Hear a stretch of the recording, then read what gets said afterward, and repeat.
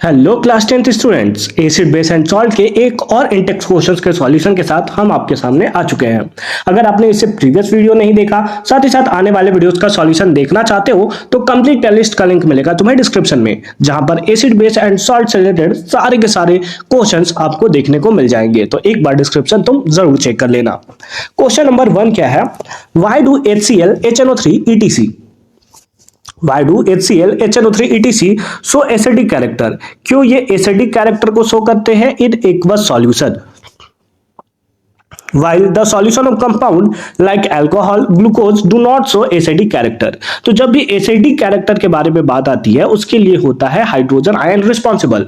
तो अगर HCl और HNO3 एक्वस सॉल्यूशन में एसिडिक बिहेवियर को शो कर रहे हैं, इसका मतलब वो एक्वस सॉल्यूशन में H+ आयंस को डोनेट करेंगे।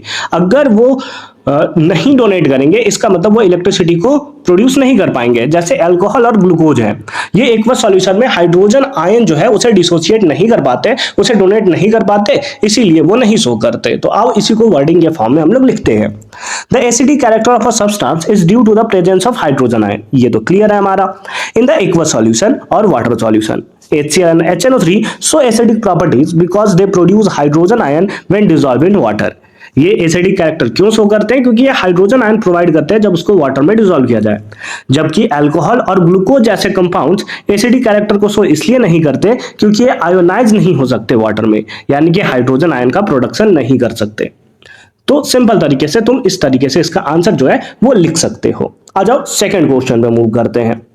सेकेंड क्वेश्चन दिया हुआ है, why does an aqueous solution of N acid conduct electricity? Electricity के कंडक्शन के लिए भी आयंस का बहुत बड़ा रोल होता है। तो अगर आयंस का प्रोडक्शन होगा एक्वस सॉल्यूशन में, इसका मतलब वो इलेक्ट्रिसिटी का कंडक्शन करेंगे, अदरवाइज नहीं कर पाएंगे। तो क्योंकि एसिड एक्वस सॉल्यूशन में आयन का प्रोडक्शन करते हैं, अभी तो हमने देखा हाइड्रोजन आयन का प्रोडक्शन करते हैं, तो आयन का प्रोडक्शन हो रहा है, इसका मतलब ये इलेक्ट्रिसिटी को कंडक्ट करेंगे। The aqueous solution of an acid conduct electricity due to the presence of charged particles called ions. किसके कारण होता है? तो ions के कारण होता है। For example, when hydrochloric acid is dissolved in water, then its aqueous solution contain hydrogen ion यानी कि H+ ion and chloride ions that is Cl- ion. These ions carry electric current. So due to the presence of H+ ions or Cl- ion, a water solution of hydrochloric acid conduct electricity. यानी कि इन्हीं ions के कारण क्या होता है कि hydrochloric acid जो है वो इलेक्ट्रिसिटी का कंडक्शन करता है। क्लियर? हाँ सर क्लियर, एकदम क्लियर। ठीक है, क्वेश्चन नंबर 3 पे आ जाओ। थर्ड लिखा हुआ है, why does dry HCl gas not change the colour of dry litmus paper? Reason देखो क्या होता है कि जब भी आयंस का प्रोडक्शन होता है वो किसके कारण प्रोडक्शन होता है? एक्वस सॉल्यूशन में, यानी कि वाटर के प्रेजेंस में होता है। अगर वाटर का प्रेजेंस नहीं होगा तो H+ आयंस नहीं बनेंगे, और H+ आयंस का प्रोडक्शन नहीं होगा मतलब वो एसिडिक बिहेवियर नहीं शो करेगा, तो उसके लिए वाटर इंपॉर्टेंट है। तो अगर दोनों ड्राई फॉर्म में, HCl भी तुम्हारा ड्राई है, उसके साथ साथ तुम्हारा लिटमस पेपर भी ड्राई है, कोई एक का वेट होना जरूरी है अगर कलर चेंज होगा। अगर दोनों ड्राई होगा कोई कलर चेंजेस तुम्हें देखने को नहीं मिलेंगे। तो क्या लिखेंगे यहां पर answer? Dry HCl gas does not change the color of dry litmus paper because it has no hydrogen ion या H+ ion in which it can impart the acidic properties to it, है ना। Reason simple सा है, क्योंकि dry form में वो H+ ion donate ही नहीं कर सकता, H+ आयन रिलीज ही नहीं कर सकता, तो क्यों वो फिर कलर चेंज करेगा? नहीं करेगा। और यही हमारा क्वेश्चन था।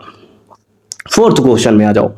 फोर्थ क्वेश्चन में दिया हुआ है कि व्हाइल डाइल्यूटिंग एन एसिड, जब आप एसिड को डाइल्यूट करते हो, डाइल्यूट करना मतलब एसिड में वाटर को ऐड करना, ठीक है। Why it is recommended that acid should be added to water?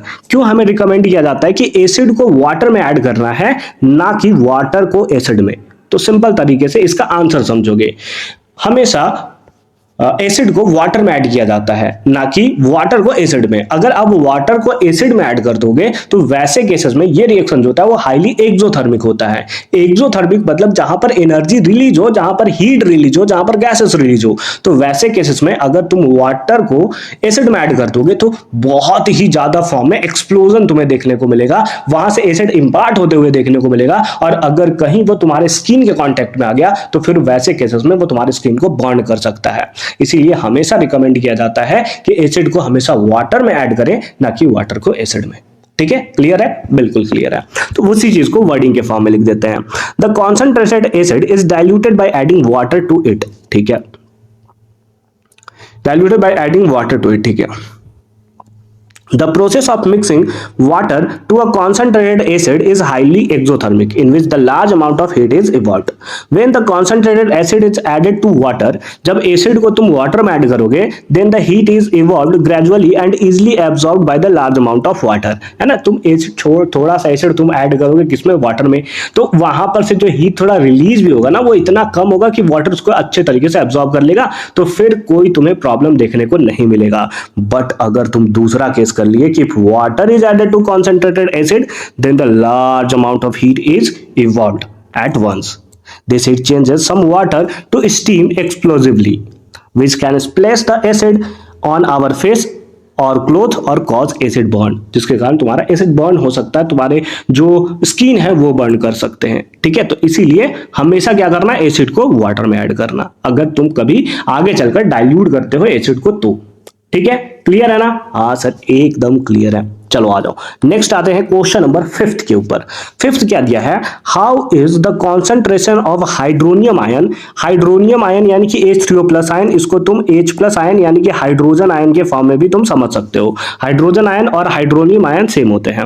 Affected when the solution of acid is diluted, तो देखो जब तुम एसिड को डाइल्यूट करते हो, वैसे केसेस में एसिड तुम्हारा वीक होता जाता है। एसिड वीक होने का मतलब हाइड्रोजन आयन कम हो जाता है। जितना ज्यादा एसिड जो है वो वीक होगा, एसिड क्या होगा, वीक होगा, इसका मतलब उतना ही ज्यादा हाइड्रोजन आयन जो है वो कम होगा, ठीक है। क्लियर है?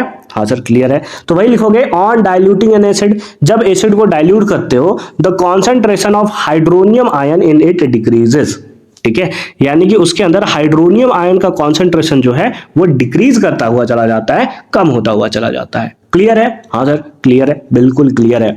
लास्ट क्वेश्चन पे आ जाते हैं, क्वेश्चन नंबर 6 पे। 6 दिया है, how is the concentration of hydroxide ion affected when excess of base is dissolved in the solution of sodium hydroxide, यानी कि जब सोडियम हाइड्रोक्साइड के सॉल्यूशन में, है ना, क्या करते हो कि और ज्यादा बेस जो है वो ऐड करते हो, तो वैसे केसेस में OH- आयंस का क्या होगा। तो देखो OH- आयन का मतलब क्या होता है कि ये शो करता है बेस को, किसको शो करता है, बेस। एक तो सोडियम हाइड्रोक्साइड पहले से बेस है ना, सोडियम हाइड्रोक्साइड क्या है, बेस है, ऊपर से तुम और बेस ऐड कर रहे हो, और बेस ऐड करते जा रहे हो, तो बेस में बेस ऐड करते जाओगे तो इसका मतलब OH- आयन क्या होगा, इंक्रीज होता जाएगा, है ना। बेस पहले से भाई और तुम उसमें बेस ऐड कर रहे हो, तो OH- आयन क्या होगा, और ज्यादा ज्यादा ज्यादा ज्यादा ज्यादा होता चला जाएगा। तो वही लिखोगे, on dissolving more sodium hydroxide base in the same solution, the concentration of hydroxide ion increases, क्या होगा, that is increase करता हुआ चला जाएगा। तो इस तरीके से तुम इसका सिंपल और सटीक तरीके से आंसर जो है वो लिख सकते हो। कंप्लीट प्लेलिस्ट का लिंक मिलेगा तुम्हें डिस्क्रिप्शन में, तो एक बार डिस्क्रिप्शन जरूर चेक कर लेना, ताकि सारे के सारे चैप्टर्स के भी तुम इंटेक्स क्वेश्चंस अच्छे तरीके से इजी फॉर्म में कर सको। मिलते हैं अगली वीडियो में, अच्छे से पढ़ाई करते रहो। All the very best for your upcoming examination.